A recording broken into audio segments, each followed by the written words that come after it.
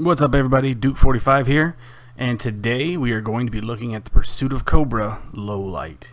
Now, this is a figure that many people consider the absolute best figure out of all of the modern lineup, and it's tough to disagree with that. We're going to get into them and look at everything and kind of determine if that's a pretty plausible declaration or not. But I'll let you know ahead of time, this is a pretty sweet figure, and it's Low Light, who is one of everybody's favorite figures and characters.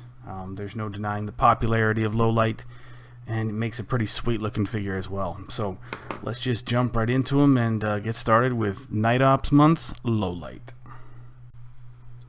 Low Light's name is synonymous with nighttime operations. Nobody on the G.I. Joe team owns the night better than Low Light. Equipped with cutting-edge night ops tech and having overcome the psychological aspect of night warfare, Low Light is the definition of composure. He tops many Joe fans' lists of favorite characters because he's just super cool. We will be looking at version 8 from 2011, which is based on version 1 from 1986. Now, many collectors name this figure as the very best modern figure ever produced. So let's jump in and see if that statement holds up. Alright, looking at Low Light's file card, as you can see, it doesn't look like the regular file cards. This is done in the Pursuit of Cobra style, which lists less about the character himself and just kind of gets to the point, and usually adds a little part about the particular mission set that this action figure comes from. This Low Light figure is from the City Strike line. So let's get into it here. It says Low Light, name Cooper G. McBride.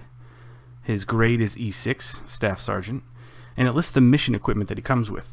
In this case, it's an encoder rifle with ENV Enhanced Night Vision Scope and silencer. ENV just means Enhanced Night Vision, although you probably figured that out already. And it goes on to say Low Light is the G.I. Joe team's night operations expert. Curiously, not part of Night Force, specializing in image intensification techniques and reduced light combat tactics.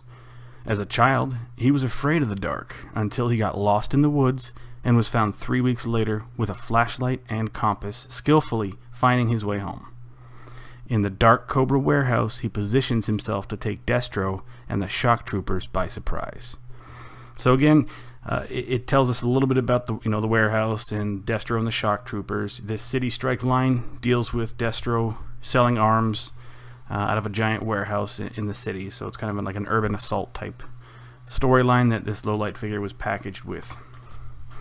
And that is, something that they talk about a lot, and we've mentioned is Low Light is known for overcoming fear and kind of mastering the night. So he is the ultimate night ops trooper for G.I. Joe. One thing I never really understood was, even though Low Light was the absolute nighttime warfare expert in G.I. Joe, he wasn't on Night Force. And, he probably should have been. I understand Night Force was made from the 1988 line, and, Low Light's from 1986, but I'm figuring that's got to have been a pretty awkward conversation between Falcon and Low Light when they passed each other on the way to the mess hall.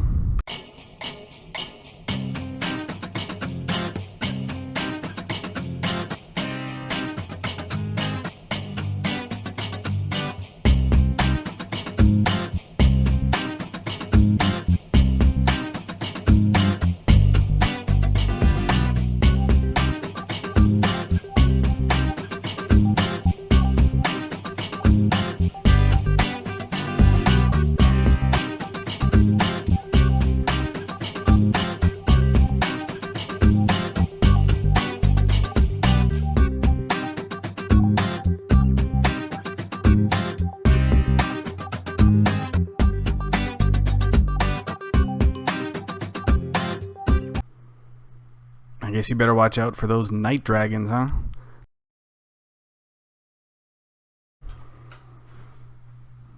Alright guys, so here is Low Light, minus all that gear that he's got on him. And we'll take a look at the figure. As you can see here, pretty good sculpting on him. He looks, I mean, not quite armored, but he definitely has, it looks like some kind of Kevlar vest on him. Forearm guards, Obviously, because he's a sniper, it's a good spot to, you know, rest the rifle on there. Beautiful sculpting on the sides too, the pouches. This right here, I didn't know what this was at first, but that is actually, let's see if I can get that in focus for you. That is where his scope can peg into, which is awesome. Like really, really, you know, forward thinking on that. And then you can see on, you know, pockets and pouches, everything's pretty much painted on here, right? There's no just colors that are sitting there without detail, you know, brought to them. His glasses or goggles are removable, which is a nice touch. The hat's not removable, but that's okay. If you look at the back, same thing. Really, really good sculpting. You're looking at, you know, grays and different shades of gray. You got some darker gray and black. So the gray and the black look really, really nice together. The darker gray, light gray, and black. And that's pretty much the primary color all throughout, aside from the silver belt buckle that looks like an E. I don't know if that is symbolic of anything or just an E or just a belt buckle, and that happens to look like an E. He's got gloves painted on here, and they are, in fact, looks like they are sculpted on there too. So that is a nice touch. There is an awful lot of detail on this figure, and that's a common trait for all Pursuit of Cobra figures, but this one they really went above and beyond on. You can just see, I mean, everything on him, I don't know if you can catch that, but everything on him is beautifully done on there. You can see that, yeah. So this is a really, really sweet looking figure, even with nothing on him. So let's jump into the articulation real quick. Starting at the head, got a full 360 if you wanted to do that. Up and down, very little. Arms go up right here. They're stopped by the shoulder plates on that side. As far as forward, they can go all the way around, and that's repeated on the other side. The arms bend like that, and then the hands go all the way around. And it's got one of my favorite things. It has the wrist action right there. You can see the wrist joint. So yes, you can bend the wrist up and down, which makes for fantastic posability. Same thing again is repeated on the other side. The torso, you've got the ability to go all the way around. In addition, you've got some up and down, forward motion and backward motion on there. Not a lot, but a little bit. You don't really need a ton of it. Let's move the arms out there for a second. So get into the legs. You can go forward, you can go backward, bending at the knee, double knee, joint right there. And then on the legs, they do go all the way around for the ankle, up and down, but there is no swivel on the ankle, so there is no side to side on the ankle. So that is the articulation of low light. And then it's also worth pointing out again, he's got the pocket here, or the pouch here, for the clip to peg into, and he has a sheath here for his pocket knife. Looking at low light's accessories, and this is nice. This is really, really cool. They went all out. As you can see on here, this isn't just, you know, 2 guns and a backpack. They absolutely loaded him up to the gills. We've got his rifle, which comes with a rifle stock, a spotting scope, which is on a tripod. See if you can see that right there. A bipod for the rifle. He's got a pocket knife. Now I really want to show you this pocket knife because they went all out here. And you see that they actually painted the blade portion of it silver while the rest of it is black. I don't know too many other knives in the entire line where they went to that type of trouble to make it look like an actual blade. See if you can see that right there. I think I'm not getting the focus I wanted, but anyway, yeah. See, return, you can kind of catch a glimpse of it. But that, to me, that's just tremendous detail. A suppressor for the rifle. His goggles, of course, which is traditional and of low light, and that's what we come to expect with him. There it is. His vest. Again, that's a nice vest. Now this figure just really captures the version 1 look really, really nicely. And my favorite figures of the modern line are the ones that can go back, you know, reach back to the vintage one and just modernize it without really changing things or taking too many liberties. And this figure really, really does that. Aside from that, we've got the scope, which pegs right onto the rifle. an antenna. Now the problem is a lot of these parts are pretty easy to lose. This antenna is really small. It goes into the radio phone thing that he's got over here too. A GPS locator right there. He comes with an Uzi for, when he wants to take care of some business and he doesn't have time to get the sniper rifle out. The backpack, which opens up all the way. With that much gear, he has to have a backpack that opens up and allows you to carry it, that's just tremendous. Again, now one thing you have to watch out for is when you close the backpack, it leaves a gap right there. I don't know if you can see that gap. Right there. Now that is big enough to lose some small pieces, so if you ever put his gear in here, just be aware that some of it could fall out of the top. And speaking of things that may fall out of the top, here is his little bullet tray, and it has one removable bullet, which is lost tremendously easy. It comes out really easily. You can see the little tiny hole right there for it, but it comes out easily and it stays out very easily. A lot of people who have this figure don't end up being able to still have that after a little while, so just be aware of that. His gun case, which fits everything on the rifle: scope, suppressor, the rifle itself, rifle stock, and then it's got a peg here which pegs right into the backpack right there. See that? This goes right into there and you can carry it just like that. Now also able to peg into that is his little radio set here, which can go right into there, and you can carry all of this stuff. But another nice thing about the radio set is that in addition to having the spot for the antenna on there, you can pull this little part out right here as the phone. That's another easy part to lose. That goes right there, and it just pegs right into that spot.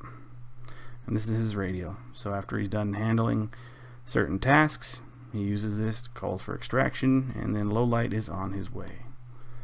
So the dude has all kinds of gear. Now this is what I like from a modern figure, when they just go all out and give you all sorts of stuff. So here's low light all geared up, and he is beautiful.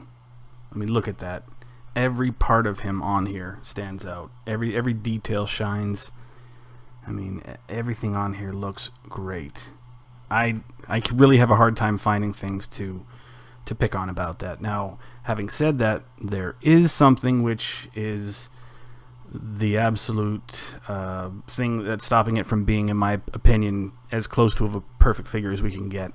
He can hold the guns, which is another great thing, right? You've run into this several times. You've got these awesome figures, and then you try and pose them or arm them, and the guns just fall right out of their hands. Lowlight doesn't have that problem, but he does have another problem. So if you take off some of this other stuff so you can see here, those guards on the forearm, which are great and they look awesome and they're necessary for the character and everything like that, well, they get in the way of him holding the gun. As you can see here on the sniper rifle here, the rifle stock, it hits that part. I mean, you can take it off if you wanted to, and then you can move it around a little bit better, but as far as the intended purpose of the figure, that gets in the way. And that's also true on the other side with the Uzi. You can see right there that there's no mobility. It's just angled because of that forearm guard. It blocks it. It's really unfortunate because, if I'm looking at something to be upset about with the figure, that's it right there. That's the main thing. So as close as this is to, what we would consider maybe not a perfect figure, but the best figure of the modern era, what do you guys think? Do you think this is number one? In my opinion, it's not number one. It's number two. But I want to know what you guys think in terms of where he stands as far as the best figures of the modern era. Pursuit of Cobra gave us some really great action figures, some really good accessories that went with them, and you can tell that they were trying to make quality figures in that lineup. So for me, yeah, I'd have to say he's probably number two. I mean, it's an opinion, obviously.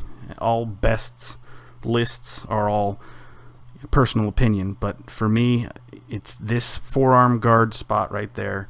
The inability to hold the gun and pose him as well, it's the drawback. It's the only drawback I can find with this figure. I mean, everything else is just spot on. And I can't say enough how much I love the fact that it looks just like the vintage figure. It looks like version 1, which was one of my favorite figures. Again, there I go repeating myself, but I love this damn toy series, so you're going to hear that a lot. I remember getting him for Christmas Eve, 1986, and he was, you get to open a present on Christmas Eve, and that was what I got. So Lowlight hung out with me the rest of that night, right? We were waiting for Santa together. We were attacking things in my mom's nativity scene, all the stuff that you could do. I remember my parents were watching Christmas Story. I have vivid memories of this figure as a kid, and that's why I look at this figure so fondly. And I just love this figure. So it's an important one for me, and I love the fact that this one just reminds me so much of the one that I had when I was a kid. So is he your perfect figure? Do you guys own this one, or do you want to own this one? If you're a collector, I would highly suggest you get this one in your collection, because the only flaw that I can see on there is the fact that the guns run into the issue with those forearm guards. But that's it. Other than that, it checks all the boxes for wants and needs for a figure that I have in my collection, and it displays well. Just look at that. Look at that thing. And then all the other little, details, the attention to detail, the spots where you can peg on extra accessories so he doesn't have anything laying around. That's just great thinking. And even up top here, the suppressor, I was messing around with it. It actually fits right across the top of the backpack and blocks that hole for stuff to fall out of. So I don't know if that's intentional or not, but it works. And if it is intentional, then that's just genius. So let's get a final grade for Lowlight, and then we'll tell you about what we're going to do on the next Night Ops video, which is going to be coming at you pretty quick here.